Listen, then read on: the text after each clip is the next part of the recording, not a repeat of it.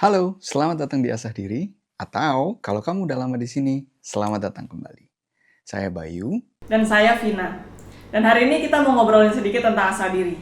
Awal mula cerita kita, apa yang udah kita lakuin bersama asa diri, dan visi kita ke depannya. Asa diri dimulai beberapa tahun lalu di mana mindfulness membantu kita keluar dari titik paling rendah di hidup kita.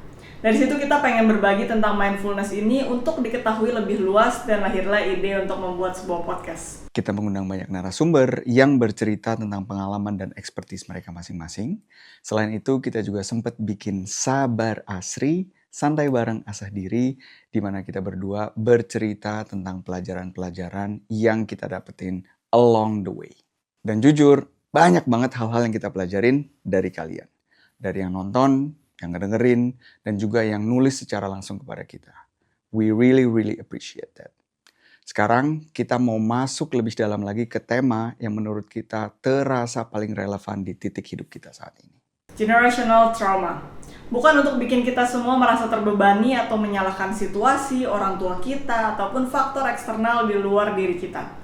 Tapi justru sebaliknya, kita mau ngobrol ini karena kita percaya bahwa dengan memahami luka yang kita bawa, kita bisa mulai memutus siklusnya.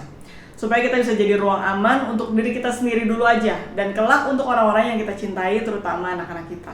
Tema-tema yang akan kita bahas akan terasa sangat dekat dan intim.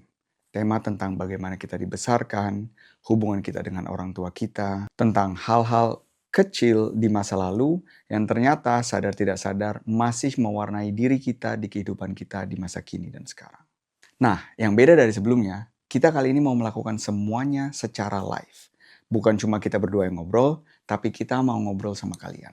Live sessions ini akan menjadi tempat di mana kalian bisa bertanya, bercerita, dan menjadi bagian nyata dari Asah Diri. Karena kita percaya bahwa healing itu tidak harus sendirian, tapi kita juga sadar bahwa sayangnya kita masih sering dijudge di lingkungan kalau kita pengen ngobrolin tentang hal-hal ini.